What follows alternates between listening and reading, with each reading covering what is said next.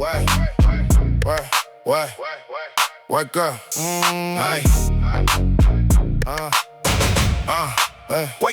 Wake up in the morning, looking for that good. Fresh new day, brand new vibe. Feeling like I'm on that good. Call my day one, I know you got that good. Sun shining bright, everything looking real good. Coffee on the counter, sunlight beating through the hood. All I know, somebody day. You ever thought to yourself why some people videos be unforgettable? Like they be doing average stuff, but everybody watch them do it. Like the food don't even be good. They just be cooking regular stuff. You ever sat back and be like, man, what are they doing that I'm not doing? They just cooking a burger. Hell, they just making tacos. Nothing special, nothing on the grill. They just doing the same old. I cook that every day. Why nobody watching my videos? Why nobody stopping and looking at me? Why I only got 2-3 views and most of them my family? And if I do get 25 views, it's because I've been begging them to get me views. I mean, what do you think? I know, right? It just, come here, baby. Yeah, we trying to figure out what's going on.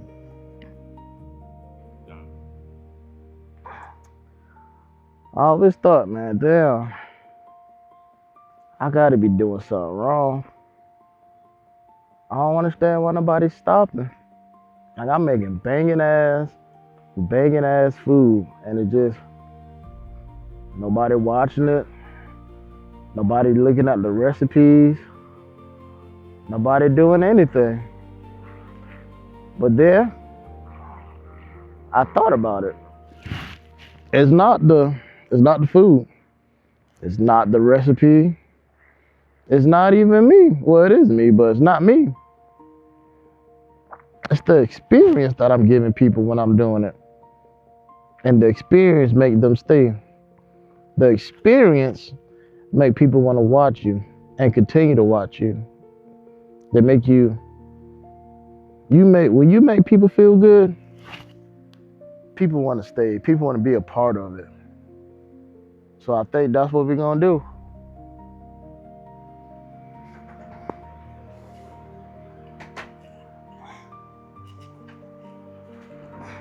You know something that I've learned these past 10 years in this product innovation? It's not all about the food. It's about connecting with who you're presenting the food to. If you're just doing it for the fun, that's cool. Do what you do. Nobody's gonna judge you, boo-boo. We all here to eat some food. But if you're here to create content, listen,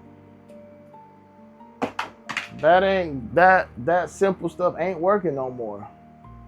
Because there's people out here cooking food 30,000 feet in the air. There's people out here cooking food on the beach front, literally in the sand, beach water right there. You can put your toes in the water. So what you expect us to do as small streamers? We gotta take it up a notch now, guys. Whether it's shooting it like on your iPhone like I am right now, got you a nice little setup like I do over here, monitors, computer, lights. We gotta do it. We gotta create the environment for the food. That's how these big brands been getting away with some of these commercials. And I'm gonna get to you big brands later. But that's how they've been getting away with some of the commercials. The food don't be good. The food never be good. But they create an environment for the food that makes you want to go try it. So now, when we're out here creating this content, we need to elevate it. Don't just create content you just talking the whole time, but that's not good. It's not cute. We need to create it. Whether it's pumping on some music, turning on some lights. You know what I'm saying? Now see this right here? This makes me wanna eat some food. This makes me wanna see what they got going on. You know? You wanna boom, boom. This good stuff. This is good stuff. But all seriousness, we gotta create that wow, you know? We gotta have that environment jumping. And if you can't afford none of that, hell, put an overlay on you. Make your screen turn into whatever you cooking. Just put an overlay on it, like this. Now, look at that. This better. This is way better. You can still have your music pumping. But you got a cute overlay on it, and you good. So, I think that's what we need to start. Start with the environment. Create the environment. Don't start with it. Because a lot of people are going to be like, well, how do I start? Create it. Create the environment. And that's going to get you step one into creating content that people want to watch. All right, let's go. Lesson 2. Know what you're cooking. Don't get on here just cooking anything for the sake of it. Know what you're cooking it for. Mac and cheese. Are you celebrating cheese? Are you giving out comfort recipes? Are you reminiscing on Big Mama used to make you mac and cheese every Sunday? Tell a story with it. Don't just cook food just to cook it. Make it have a story. Give it life. Give it breath. Give it area to breathe and become something. Steaks. Are you celebrating something? Most people eat steaks to celebrate stuff. Nowadays, they just buy it to buy it because people got money like that. But most of the time, when you have a good steak, you're celebrating what you're doing. Making chicken noodle soup. Is someone sick? Is this something that Papa or your mom used to make for you when you wasn't feeling right, when you had the flu, the chicken pox back in the day? I don't know if people still even get chicken pox. I never heard anybody getting chicken pox. But what are you cooking the food for? Give it a story. People love to connect with a story when they're eating their food. This cow from this steak that you're eating was raised in the back of my grandmama's farm. My grandmama only had $20 a month, and she took 10 of it to feed herself, and she took the other 10 to feed this cow in the back. And the only thing this cow ate was the grains from Dollar Tree, because that's all my grandma could eat. So, you know what I'm saying? Make a story out of it. Do the story got to be true? That's on you. If you're the type of person that can't give a good story because every word of it has to be true, that's on you. Okay? That's your Hot Pocket Brown. That's your prerogative. You feel me? But if you want to sell that content with that food, give it a story. Every story lives for another day. What's that game they used to play? You whisper in somebody's ear, and by the time it gets around 20 people and get back to you, it's a whole nother story. That's how it is with the stories in food. You give somebody a story to that food, I guarantee when they go tell their homies and homettes how that food was with that story, it's gonna be way, way, way, way, way deeper than how you told it. So they gonna ask them because they love telling. People love telling stories. You feel me? People love giving stories to anything. Anything. If you don't believe me, go ask your mama or your daddy about something that happened to them back in the day. Look at the joy in their face when they start telling you this story. That's what you got to do when you creating food. You got to give a good story. Okay? All right. That's all. That's it, man. That's it for this part. Tell a good story with your food, and your food gonna live forever. Yeah, that's it. I take 5 of them. All right. Lesson 3. Understanding the flavors that you're combining when cooking. You gotta understand that every recipe doesn't start with pen to paper. Most recipes is understanding the ingredients that you're using when combining your content. If you're making something that's more towards and more, and please don't take this the wrong way. If you're making something more towards a more softer, feminine type experience, then I suggest you use more sweeter flavors, because sweetness creates comfort and familiarity. You feel me? Sweetness put joy in your life. When you taste something sweet, you like, this was good. I like this. Oh my God, this was delicious. When you using saltiness, that's when you starting to jam a little bit. Remember the lights? Remember that music? That's when you starting to amplify the flavors that you're doing. So whatever you're doing, you add that salt, you're amplifying what you got going on.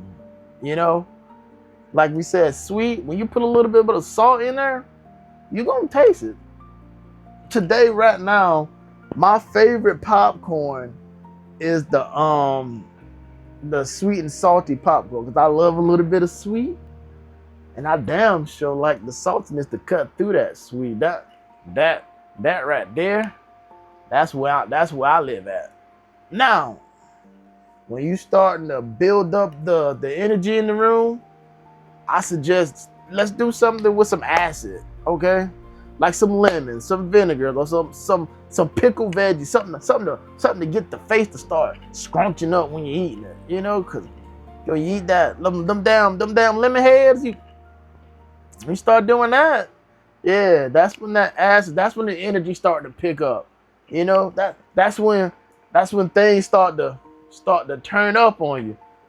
So that's when we gonna start using that acid, you know? And God forbid, let me right here, when you start getting on that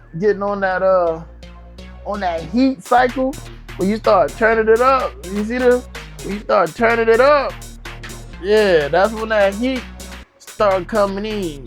When you start bringing in that spicy red, this red, you know, the energy in the room switch. When I start talking about the heat, we start building it. My voice got a little umph to it, got a little anger to it a little bit, got a little aggression, because that's that heat, that's that spiciness. That's when you want to start using those ingredients. That's when you want to make that type of content with the spice. You want to give it like you just left out the gym and you just left 315.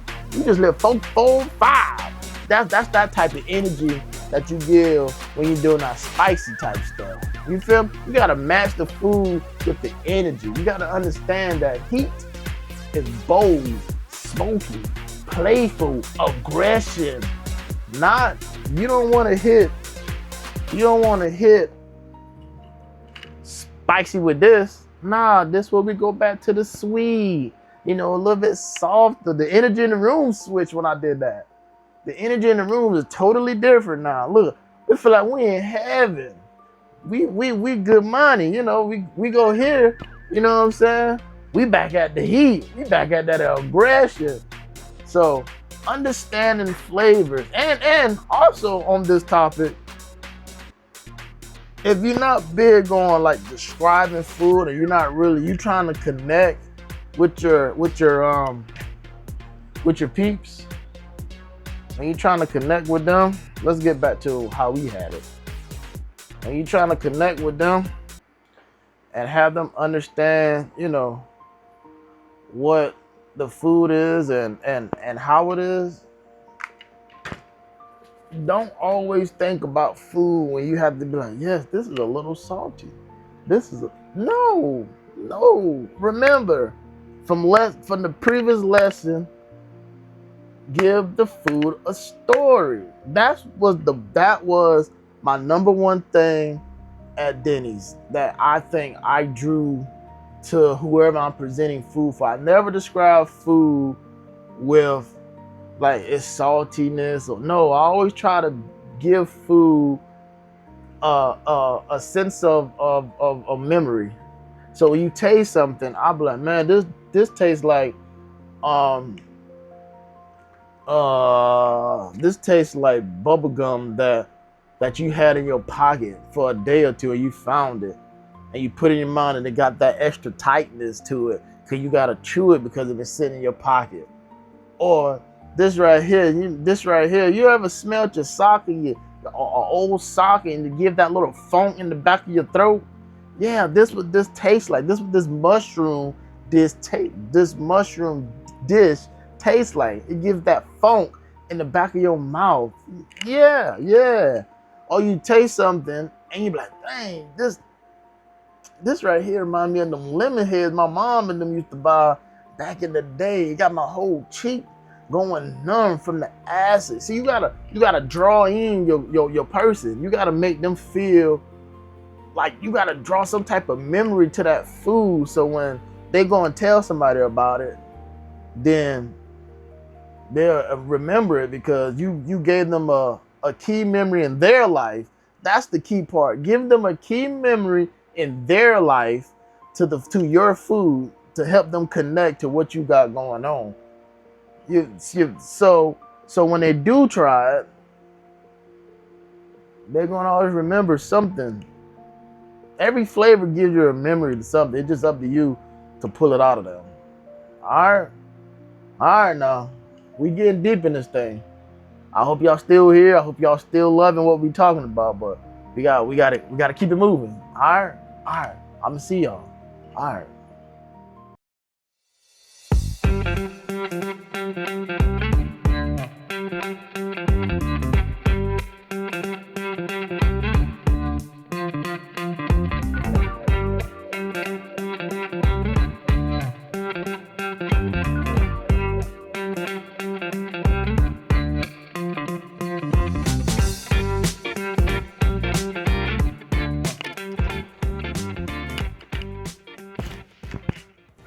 Real quick, we gotta take a little break real quick. I got one challenge for you so far from these last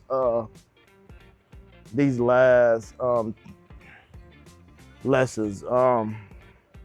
You can cook it now or you can wait or just take notes. What's the last dish that you had and what do you remember the most about it? Like, what kept you eating it after that first bite? You know, like, was it something your mom made, your significant other made, your kids made?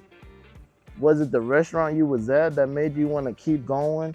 Was it the chef came out and spoke to you and whoever you was with and they made you feel good and so you kept eating it? Or was it something that you taste and you just couldn't put your finger on? You're like, man, this reminds me of something. Like I just don't understand what it is, but it reminds me of something that I ate when I was little, but I just don't know what it is. What was it? Like what made you kept, or was it just good? And I'm fine with that too. But what made you kept going after that first bite? Unless you one of these muscle-bound dudes or muscle-bound mommies that eating food just to eat food, you see food as a means of survival. You don't look at flavors. You don't look at, none of that. You just eat to eat. If you want to dumb, keep fast forward. But if you're someone who enjoys food and someone who takes the time to understand what you're eating and really enjoy the experience of eating something, tell me in the comments, what was it that made you keep going? What after that first bite? Hell, maybe it was after the second bite, because the first bite was like, man, what is this? Let me try it again. Then the second bite was like, all right, I'll take it. It's okay. So let me know what it is, I challenge you to let me know. Or I challenge you to remember, and then you let me know. Because I know some of y'all ain't gonna remember off the top of the hand like that. So I challenge you to remember, then to let me know. Put it in the comments what it was, and we're gonna go from there. All right? All right. I think this right here is probably my favorite part when it comes to creating content for like food. It's like this is where all the good stuff starts to come together. You feel me? This is where you start to create the experience. This is where you start to draw me. We talked about creating the environment. So this, like the environment we're in right now, this is, as we all know, you see Played in My Live. This is my gaming / culinary shed. We game on the side that your guys on, and this the side that I create some of the dishes that you've seen across YouTube. But this right here gives you an environment of, or I don't want to say environment because none of the lights are on. I want to say this gives you a little sneak peek of who I am. You got my anime stuff over here, all my favorite characters. You got my name here, so you don't have to worry about who channel you're watching. We have an area of my animals. Rest in peace. They died from old age. Don't be upset. I don't be killing animals. They died. They were 14, 15 years old. I didn't want to let them go. I got them here with me. The first book that I fell in love with when I was in culinary school. Then we got more books that my past boss gave me to help me understand what I'm doing in this product development area. So this is the environment. Rugrats, squad goals, because I believe whoever's in here eating with me, we're part of a squad. I take cooking mad serious. This right here, what we do it out of love and a passion. We don't do it to do it. So that's what I be getting from some of y'all when y'all do, because y'all just do it to do it. Like, cooking is serious. That's why most chefs get upset with some of you other content creators that do food, because you're doing it for the fun. We spend years, blood, sweat, tears in creating the content and the crafts that we're doing today. We spend years in it. And I don't even think I have one with me. But just because you got on a chef coat don't make you a chef. That is a piece of clothing. That's just a piece of clothing to get your undershirt not dirty, or to walk around when you go to these different conferences that all the chefs say you better put all your accolades and your company, what you done did so far in the culinary world. But that chef coat don't make you a chef. But back to what we was talking about, creating the experience. Colors. Look at the colors. It's bright. You can see what we got going on here. If we need to, we could change camera angles. If anything goes left, we got a door right there. I'm just messing with you. But we're creating that experience, and we're up and close. I'm not all the way back here anymore because I felt like this was too far for y'all. Y'all can't see me. I can't see y'all. When we come up, look how close we're all together. Look how we feel like we're one, like we're together. The microphone, we updated the microphone. You got to make small updates too, gang. I know I said about the budget and all that, but you got to make small tweaks in your budget to be able to get some stuff. Microphones, I got a mic over there. I do. But that mic's over there. You cannot hear me all the way over there. I'm going to have to yell for y'all to hear me all the way over there. So it feel like I'm yelling at y'all. But when you get you don't even have to get an expensive wireless mic. You just get one that makes you sound good, and you don't have to yell at each other, because I don't know about y'all, but I don't like people yelling at me. So don't do that. Simple as put, don't do that. All right, cool. When we're talking about the experience, also we need to dive into plateware. I seen most people, when they do it, they put it on paper plates. Nobody, if I go to a restaurant and they serve me paper plates, I'm not eating there. You gotta invest in plates. Plate. You gotta invest in plateware. Invest in plateware. Even a simple white dish, something like that. Invest in plateware. Camera angles. We just spoke on that. Yes, I have a camera right there, but that camera's not gonna give you all this. So we on this camera. That's my gaming camera. It's gonna blur everything back here. You won't be able to see none of this. You gotta choose the right camera, choose the right type of camera. Some of them, what else? A Sony A something, that's not gonna get it because it's gonna blur the background. Make sure you understand it. Movement, oh my God. Now, this is for my really, really small streamers. If you don't have someone to hold a camera for you, or you don't have multiple camera angles, you just got you and your phone, like we're doing on this one, put it close enough so that people can see what you're doing. You might have to lift the pan off of the fire and tilt it a little bit for people to see. You might have to do that. Or you put the tracker on your phone so when you move, your phone will move with you. You're gonna have to find ways to do what you do. You feel me? Texture. When you're doing this, that's what we spoke about earlier, the overlays. Make sure you put the overlays on there. Welcome. What today is? This Taco Tuesday? Put Taco Tuesday. See that? You saw that? Taco Tuesday, you know? If you in here cooking fire and you don't want to burn nothing down, put the fire on, put the overlays on there, you know? But what you do, if it's live, it's live.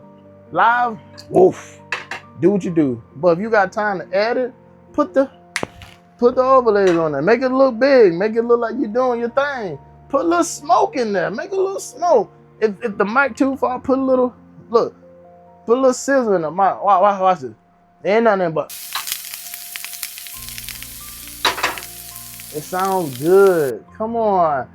Now, as we're talking about creating the experience, I spoke on Taco Tuesday. See a lot of people making Taco Tuesday and they do it in something like this. So they don't even do it in something like this. It's a big, bright, white kitchen area. They just putting food out and they're going at it. No. Let me show you how I think you should do a Taco Tuesday type thing. All right, here we go.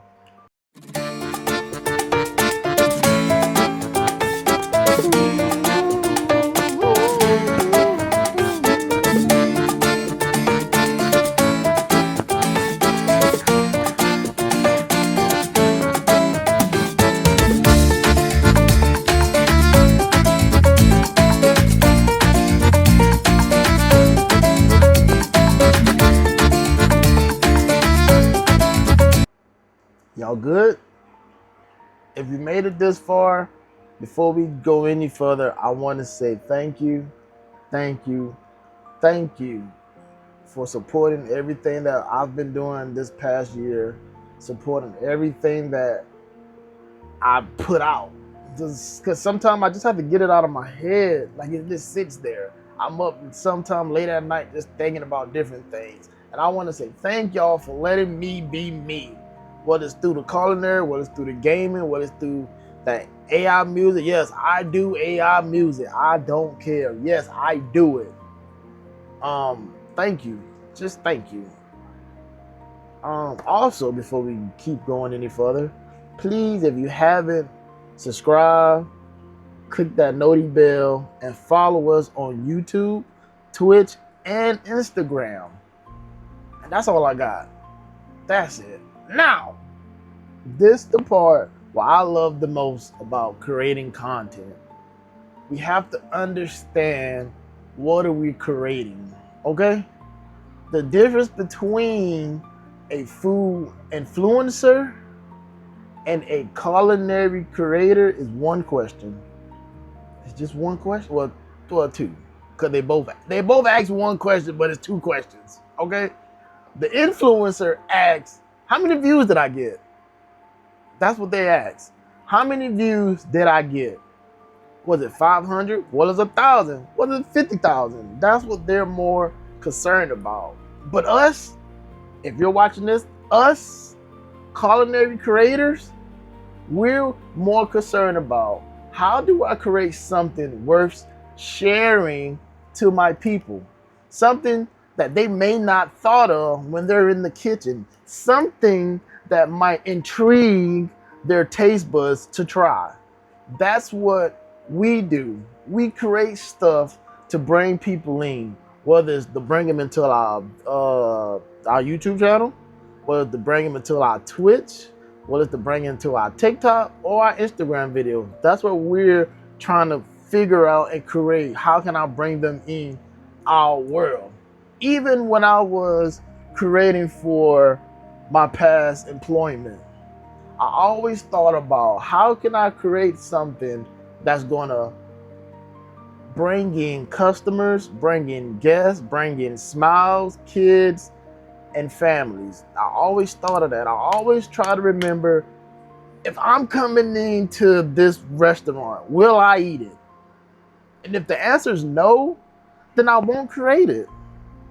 Whether if it has cheese on it or not, I'm not creating it. If I can't eat it, if I can't see me bringing my family in here, I can't do it.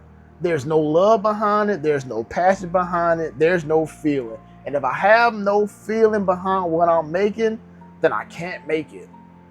And that's just the bottom line. But there's always a but. If I feel it and it makes my toes wiggle in my shoes when I'm in the kitchen, I'm more than happy to share it. I'm more than happy to give it to the VPs and the marketing people and my boss's boss, and all the bosses in the company. I'm happy and I'm sharing a smile and I'm doing it. So, always remember, what are you innovating for? What are you creating? What are you cooking and why? If you're just here for views, that's different. That's totally different. We all have our own paths we need to walk. But if you're who I think you are, and you're wanting to do what I think you want to do, you need to understand why you're creating it and what my people is going to get out of it. Okay? Now, I hope I ain't took too much of your time, because I'm really, really, really, really, really passionate about seeing better culinary content out here. And before we leave, I told you big brands I was coming back for you. You thought I forgot. I told y'all I was coming back. Please, please, please, please, when we're doing these LTOs and these special menus, you gotta do better.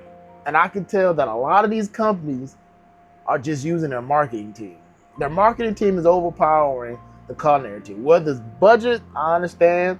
Operation capabilities, I understand all of that.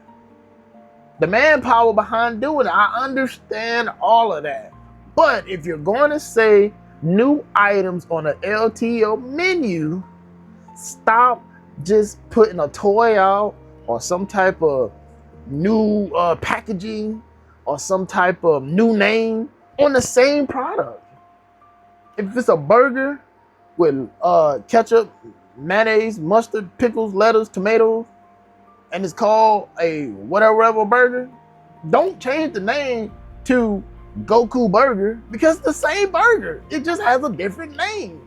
That's not gonna fly anymore. We're not letting this as a consumer fly anymore. We're not crazy. This is the same milkshake, and when I say milkshake, you know who I'm talking to. This is the same milkshake I got last week. So why did you change the name of it and say this is Goku Super Saiyan milkshake, and it's just a vanilla milkshake with yellow color in it? That's not gonna fly anymore. I'm sorry. Somebody has to say it, and I guess it's gonna have to be me.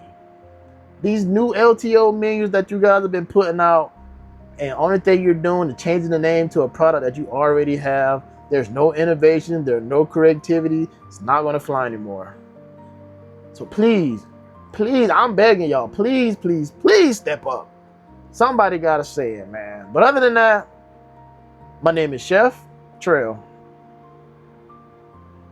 I go by the name of How My Name is Chef on all social media. I hope you guys got something out of this like I got putting into this. Because I feel like we're building something that is going to be untouchable. But I hope you guys come back to this video because you missed something, or come back just to show a friend of a friend of a friend of a friend, hell, of another friend. But I just want to tell y'all thank you again.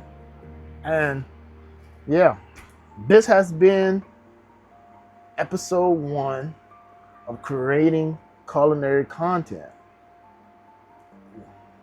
And before y'all leave, I don't know when episode 2 will come out. We have some stuff to do next week. I have some stuff to do. Hopefully maybe some life-changing stuff. I'm gonna have to rearrange some stuff after this meeting on Tuesday. Then once we get finished that meeting on Tuesday, hell, I might pop out with one on Wednesday. Who knows? But this is episode 1. That's why I try to put as much information I can so that you can rewind this multiple times before I drop episode 2. But again, like I said, man, thank you. I'm definitely going to see you guys again. And if when I'm live, hopefully y'all hit that bell button so when I go live, you'll know and you just come through and say what's up. But that's all I got. That's all I got, man. Hit my thing. Shit. Smells like Chef Treal cooking. Yeah. I just want the words to know. Yeah. Damn, Chef Al, is that you cooking over there?